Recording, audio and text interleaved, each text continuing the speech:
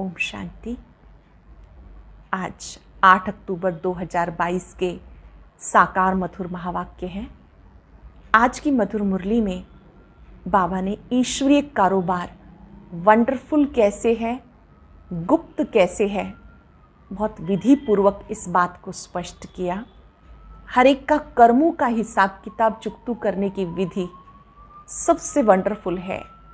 हर एक आत्मा के पाप का खाता, पुण्य का खाता सब बाबा के पास रहता है।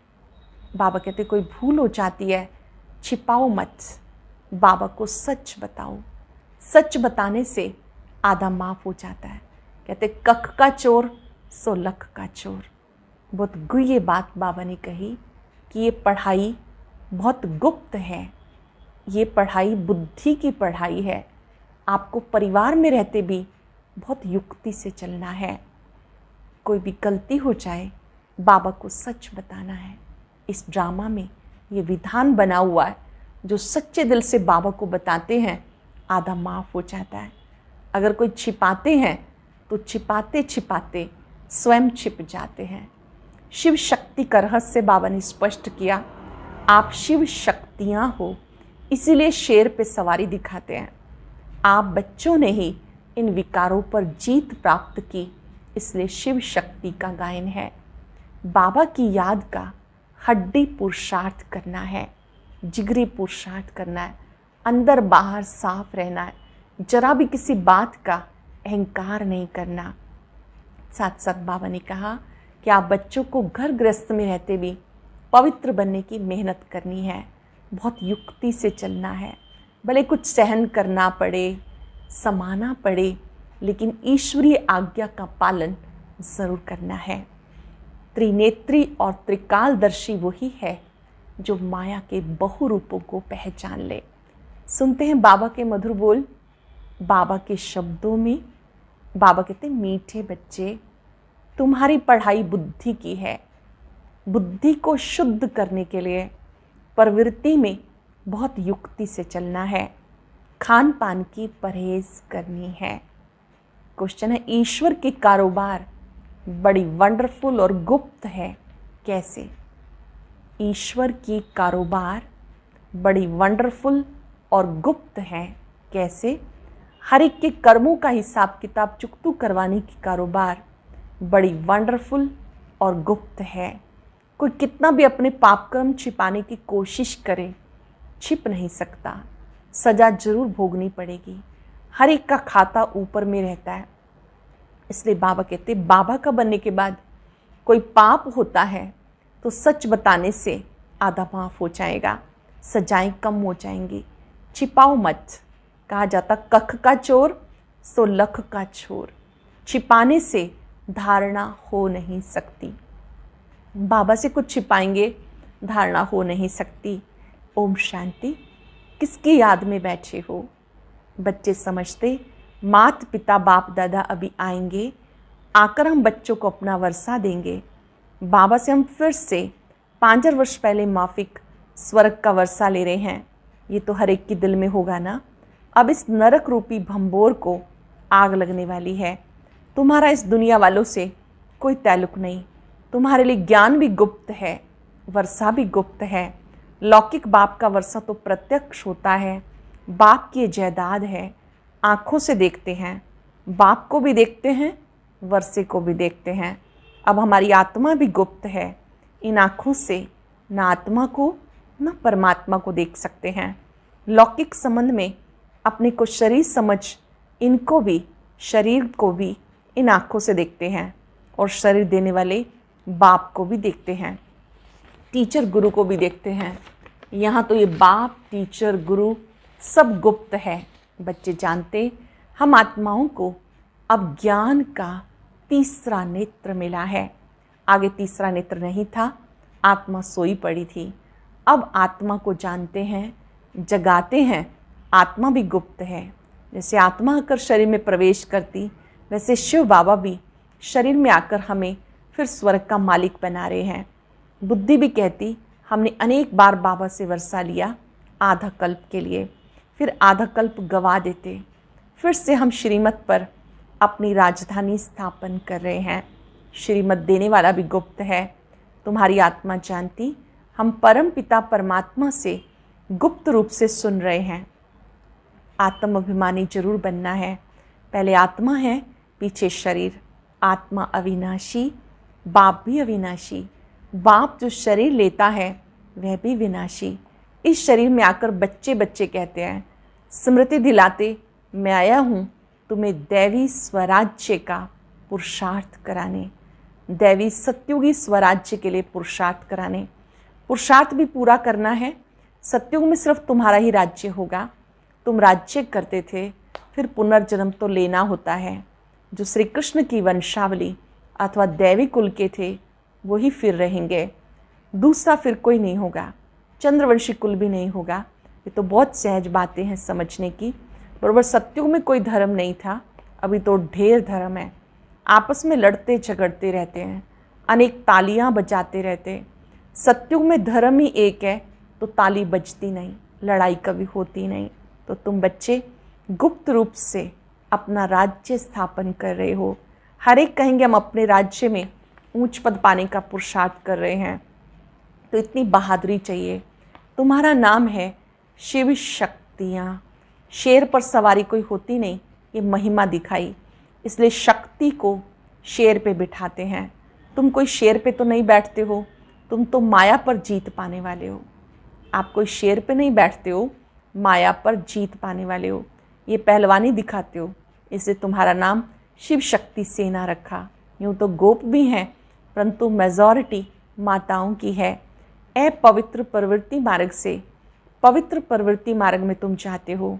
जानते हो, सतयुग विष्णुपुरी में हम बहुत सुखी थे। पवित्रता, सुख, शांति सब कुछ था।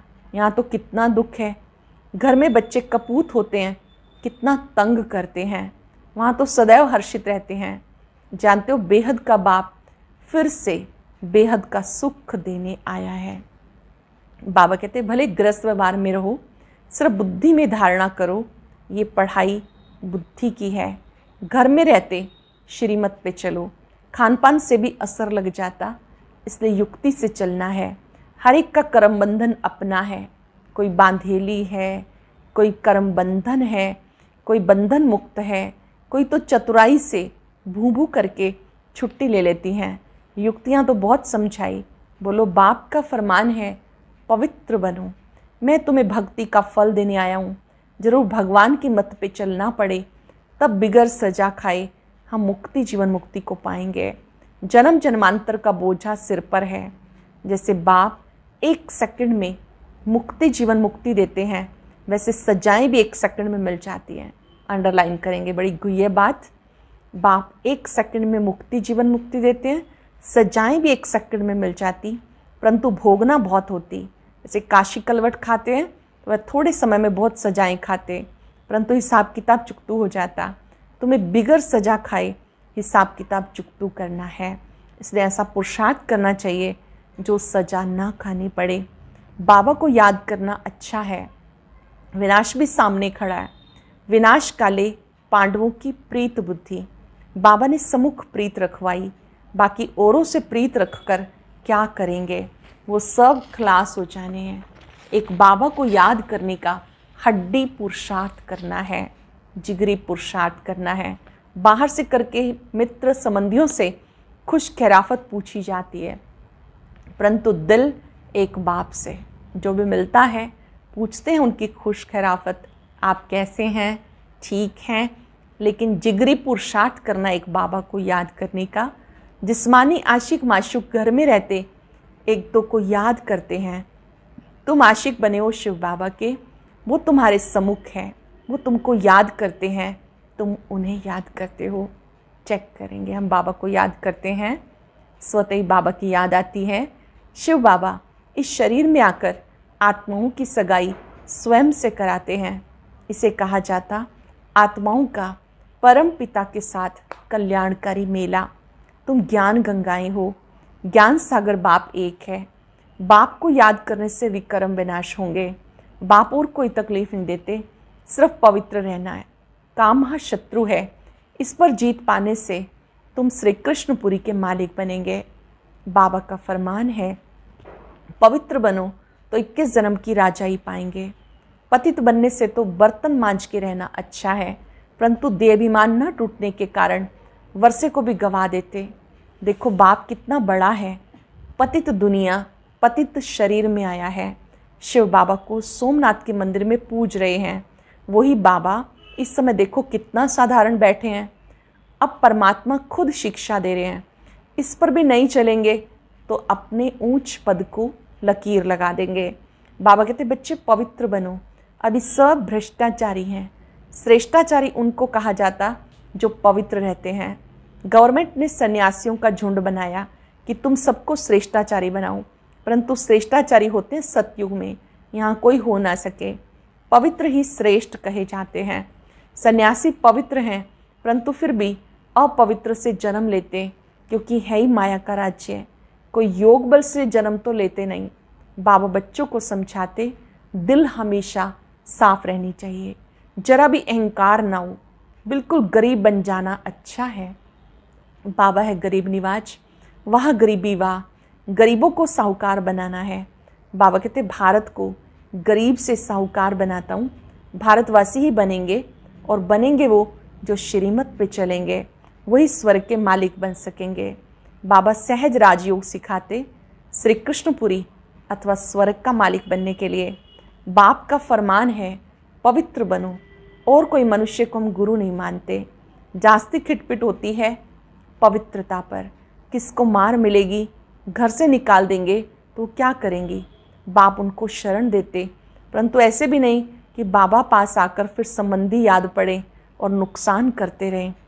कोई बाबा के पास आ जाए, आने के बाद अपने मित्र संबंधियों को याद करते रहें, तो बाबा कहते इसका तो बड़ा नुकसान है। फिर दोनों जहान से निकल जाते हैं। ज्ञान की धारणा नहीं करते तो सुधरते नहीं, पुरानी ही चाल चलते रहते। यहाँ तो कोई भी पाप नहीं करना चाहिए, तुमको तो पुण्य आत्मा बनना है। श्रीमत के आधार पर अपने आप से पूछो कि ये पाप है या पुण्य है। श्रीमत के आधार से पूछो ये पाप है या पुण्य। बाबा समझाते जो भी पाप किए हैं, बाप को सुनाने से आधा पाप मिट जाएगा। बहुत बच्चे बताते हमने ये किया, ये गुनाह है, फलाने से पतित बने। बाबा तो जानते हैं ना कितने विकर्म किए हैं। समझाते हैं अभी कोई पाप नहीं करो, नहीं तो सजा एकदम 100 गुना हो जाएगी। अभी इस समय संगम पर कोई पाप नहीं करना, नहीं तो 100 गुना सजा हो जाएगी। फिर धर्म राजपुरी में साक्षात्कार कराएंगे कि तुम ऐसे ऐसे करके छिपाते थे, पाप करके फिर छिपा लेते थे। छिप तो नहीं सकता, भले नहीं देखते हैं, वह बाप तो अच्छी रीति जानते हैं ना। भले ब्रह्मा को तो दिखाई नहीं देता, लेकिन शिव बाबा तो जानते हैं ना। धर्मराज के पास सारा खाता रहता है। ईश्वरीय कारोबार बड़ी वंडरफुल और गुप्त है। कहते हैं ना जरूर पाप किया है तब दूसरे जन्म में छीछी घर में जन्म मिला, जरूर जमा होता है ना। ऊपर में खाता तो है, अभी वो खाता यहाँ है। हमारा सबका कार्मिक अकाउंट का जो खाता है सभी का है बाबा के पास, और इस संगम पर तो सम्मुख हैं बाबा। अब वो खाता यहाँ है, इसलिए बाबा समझाते अब कोई पाप नहीं करना। कख का चोर सो लख का चोर कहा जाता। समझना चाहिए हम बहुत बड़ा पाप करते हैं, फिर पद भ्रष्ट हो जाएगा। समझना चाहिए हम पाप करते हैं फिर पद भ्रष्ट हो जाएगा। धारणा नहीं होती तो ईश्वरीय सर्विस कर नहीं सकते। औरों का भी कल्याण करना है। ऐसे समय बर्बाद करेंगे, पाप करते रहेंगे तो पद कम हो जाएगा। फिर कल्प कल्पांतर के लिए वो पद हो जाएगा। जितना हो सके पुरुषार्थ करना है। पूछते हैं बाबा के पास क्यों आते हो? कहते हैं सूर्यवंशी राजधानी का वर्षा लेने। तो श्रीमत पे जरूर चलना है, देखना है मेरे से कोई बुरा काम पाप तो नहीं होता। खुद ही खुद को देखो, मेरे से कोई पाप कर्म बुरा काम तो नहीं होता, नहीं तो 100 गुना दंड पड़ जाएगा। फिर दास दासी जाकर बनेंगे। इसलिए थोड़े ही आए हो। मम्मा बाबा कहते हो तो नर से नारायण बनना चाहिए। बिगड़ धारणा के पद कैसे पाएंगे? मम्मा बाबा कहते भी माँ बाप के तख्त पे ना बैठे तो समझेंगे पूरा पढ़ते नहीं हैं। मम्मा बाबा तो नर से नारायण, नारी से लक्ष्मी बनते हैं। तुम्हें भी बाप वही पढ़ाते हैं ना, तो बाबा से पूरा वर्षा लेना चाहिए। बहुत है जो छिप छिप करके पाप करते हैं, बताते नहीं हैं, कितना भी समझाओ फिर भी छोड़ते नहीं। चोर को आदत पड़ जाती है, चोरी बिगर, झूठ बोलने बिगर रह नहीं सकते। सच्चे बाबा के साथ सच बोलना चाहिए, बाबा को बताना चाहिए, बाबा हमसे ये पाप हुआ, क्षमा करो। माया ने पाप करा लिया, अच्छा फिर भी सच बोला है तो पाप आधा हो जाता है, नहीं तो पाप बढ़ता जाएगा। कोई कहते धंधे में पाप होता है, व्यापारी लोग पाप करते हैं तो धर्माऊ भी निकालते हैं ना, कोई 10% निकालते हैं, कोई कितना निकालते हैं कि पाप कम हो जाए। पाप करके फिर पुण्य में पैसा लगा दिया, वो भी अच्छा ही है। डूबी नाव से लोहा निकले, ये भी अच्छा। ये बाप तो स्वर्ग की स्थापना करते हैं तो सब पुण्य में चला जाएगा। दान पुण्य करने वालों को मिलता तो है ना। बाबा हर एक को समझाते, बाप हर एक बात में मत देते, तो बच्चों को भी कभी ऐसा काम नहीं करना चाहिए। परंतु माया छोड़ती नहीं, अच्छी अच्छी चीज़ देखेंगे झट खा लेंगे, उठा लेंगे। ऐसे ऐसे पाप कर्म करने से अपना ही पद भ्रष्ट कर लेते। कई बच्चे बाबा बाबा कहकर फिर हाथ छोड़ देते हैं। हाथ छोड़ दिया फिर क्या हाल होगा। माँ एकदम कच्चा खा लेगी, फिर वो कोड़ी का भी नहीं रहता। माया कच्चा ही खा लेगी, फिर वो कोड़ी का भी नहीं रहता। नंबरवार तो होते हैं ना, सुख धाम में कोई तो राजाई करते हैं, कोई फिर साधारण भी होंगे, दास दासियाँ भी होंगी। अब तुम बच्चों को बेहद बाप से बेहद सुख का वर्षा मिल रहा है, इसलिए बाबा की श्रीमत पर चलकर पूरा वर्षा लो। मौत तो सामने खड़ा है, अकाले मृत्यु तो होती है ना। एरोप्लेन गिरा, सब मर गए, किसको पता था क्या कि ये होगा। मौत सिर पे खड़ा है, इसलिए कोशिश करके बाबा से पूरा वर्षा लेना चाहिए। श्रीमत पर शरीर निर्वाह कर्म भले करो, साथ साथ पढ़ाई भी पढ़ो। शरीर निर्वाह कर्म करो, पढ़ाई भी पढ़ो। बाबा युक्तियाँ सब बताते, पुरुषार्थ कर पवित्र बनना है। झाड़ू लगाना, बर्तन मांजना ये अच्छा है और पवित्र बनने से तो, परंतु देयभिमानी बनना पड़े। पवित्रता का मान तो है ना, पवित्र नहीं बनेंगे तो पद भी नहीं पाएंगे। ये सब बच्चों को समझाने दी जाती। बच्चे तो वृद्धि को पाते रहेंगे। प्रजा भी बहुत बननी है। एक राजा को प्रजा तो हज़ारों के अंदाज में चाहिए ना, राजा बनने में मेहनत है। अच्छा, मीठे मीठे सिक्के लदे बच्चों प्रति माता पिता बाप दादा का याद प्यार गुड मॉर्निंग। रूहानी बाप की रूहानी बच्चों को नमस्ते। रूहानी बच्चों की रूहानी बाप दादा को नमस्ते, गुड मॉर्निंग। शुक्रिया बाबा, शुक्रिया। धारणा के लिए सार। पहली पॉइंट है, इस विनाश काल में दिल की सच्ची प्रीत एक बाप से रखनी है, एक की ही याद में रहना है। विनाश काल में दिल की सच्ची प्रीत एक बाप से रखनी है, एक की ही याद में रहना है। सच्चे बाबा से सदा सच्चे रहना है, कुछ भी छिपाना नहीं है। देहाभिमानी रहने की मेहनत करनी है और पवित्र कभी नहीं बनना। वरदान है, दुख की लहरों से न्यारे रहे, प्रभु प्यार का अनुभव करने वाले, खुशी के खजाने से संपन्न भव। दुख की लहरों से न्यारे रहे, प्रभु प्यार का अनुभव करने वाले, खुशी के खजाने से संपन्न भव। संगम के समय दुख के लहरों की कई बातें सामने आएंगी, लेकिन अपने अंदर वो दुख की लहर दुखी ना करे। जैसे गर्मी की मौसम में गर्मी होगी, लेकिन स्वयं को बचाना अपने ऊपर है। तो दुख की बातें सुनते हुए दिल पर उसका प्रभाव ना पड़े। जब ऐसे दुख की लहरों से न्यारे बनो, तब प्रभु का प्यारा बनेंगे। जो ऐसे न्यारे और परमात्म प्यारे हैं, वही खुशियों के खजाने से संपन्न रहते हैं। जो ऐसे न्यारे और परमात्म प्यारे हैं, वही खुशी के खजाने से संपन्न रहते हैं। श्लोक ने, त्रिकालदर्शी व त्रिनेत्री वह हैं जो माया के बहुरूपों को सहज ही पहचान ले। त्रिकालदर्शी त्रिनेत्री वो हैं जो माया के बहुरूपों को सहज ही पहचान ले। आज हम अभ्यास करेंगे, मैं खुशी के खजाने से संपन्न आत्मा हूँ। खुशियों के सागर बाबा ने मुझे खुशी के खजाने से भरपूर किया है। खुशी मेरी प्रॉपर्टी है,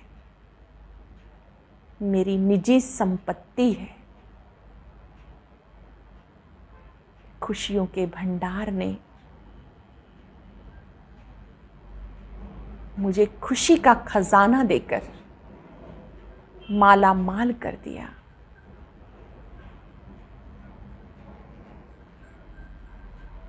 प्यारे बाबा, आपने ही मुझे सिखाया कि मैं दुख की लहरों से उपराम रहूं। मैंने संकल्पों में भी सुख से जीना सीखा है, दुख को मिटाना सीखा है। दुख धाम में दुख की बातें तो आएंगी, लेकिन उन लहरों का मुझ आत्मा पे असर ना हो। मैं सुख स्वरूप खुशी के खजाने से संपन्न आत्मा हूं। मेरा वायदा है बाबा से, मुझे इन लहरों के बीच में भी खुशी के खजाने से संपन्न रहना है, खुश रहना है, खुशियां ही बांटनी है। शुक्रिया बाबा, शुक्रिया। और अब सुनते हैं आज का अव्यक्त ज्ञान मोती।